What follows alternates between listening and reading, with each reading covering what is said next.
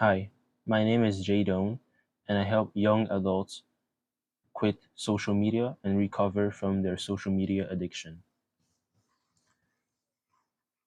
When I was in high school, I remember all those kids around me already had a phone, and I was one of the rare ones who didn't have one yet. And at that moment, I thought I was the problem. I thought I was the odd one out, and that I was weird, a kid that didn't fit in the system. I got my phone way later at age around 17, I believe. And that's when I discovered the use of social media. But I realize now that I am grateful to have a phone that late compared to the other kids because now I realize the power of having a phone and especially of uh, how we use it with social media apps.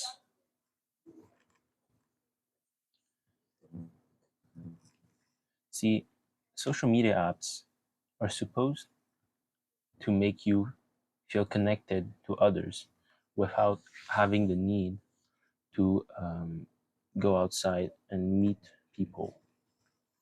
That may sound like a great thing, but it actually isn't. That may sound like a great thing because you you don't need to travel to your friend's house to meet them and you can just interact with them online instead. But it's actually not a good thing.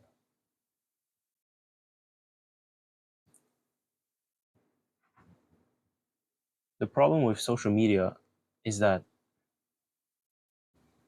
they have these algorithms which are built over time when we use our phones.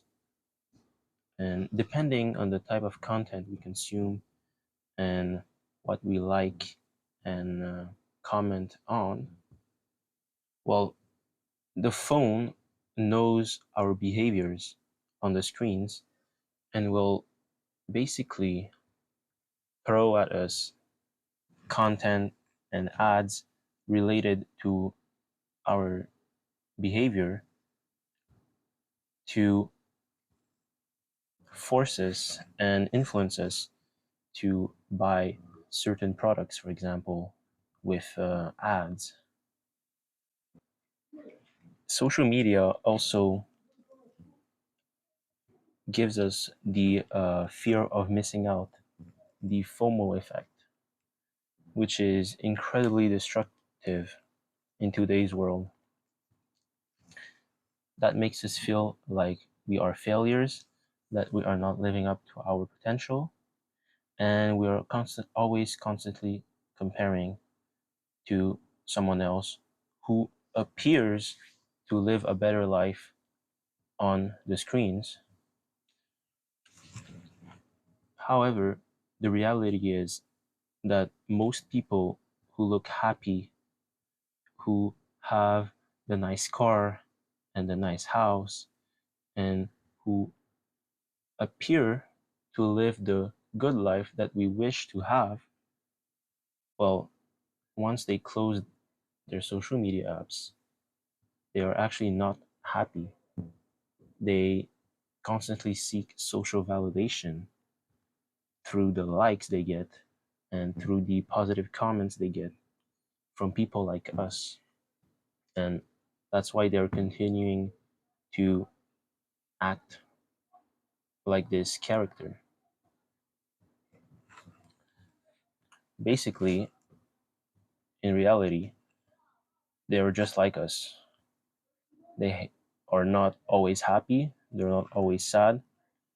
And the problem with this type of behavior is that it's not authentic. They're just acting like this to put up a figure on the social media apps to because that's their whole personality on there. But it may not be how they truly are in real life with their family and their friends.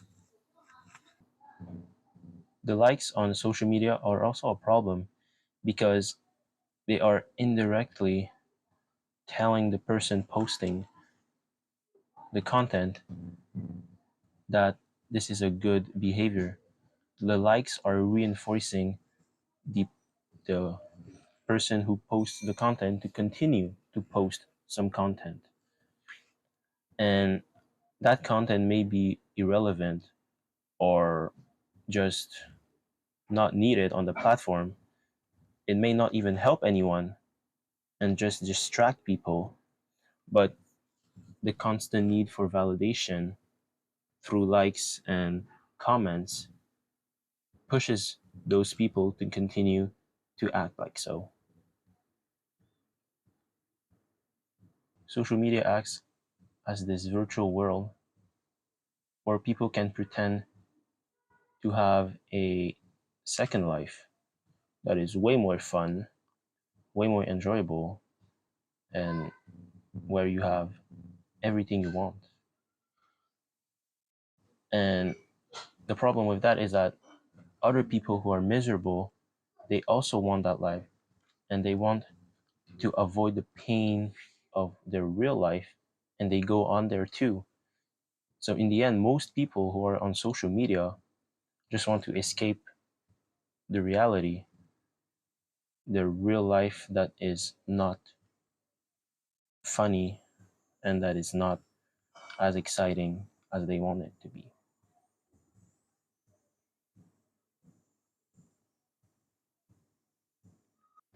The big companies behind those social media apps, they know this too. They know the whole social validation feedback loop that their apps create. They know they are doing harm and that they create addictions through this process.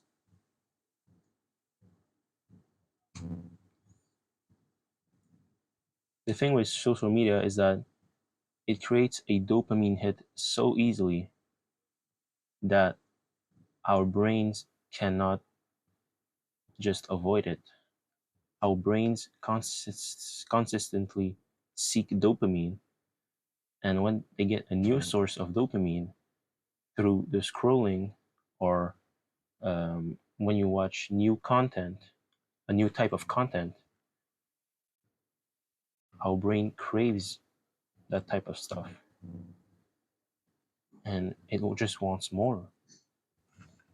It acts like any other addiction.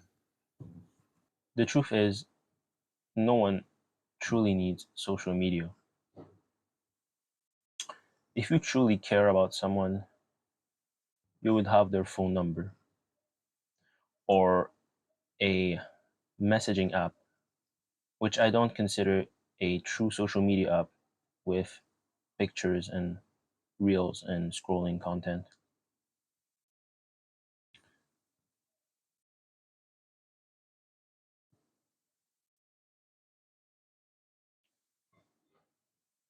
Social media prevents most of us to achieve our true potential and to actually reach our goals. Each one of us has different goals depending on our interests and what we truly want to do deep inside our hearts. We all have a different purpose. I think that social media slows us down in our progress to our goals.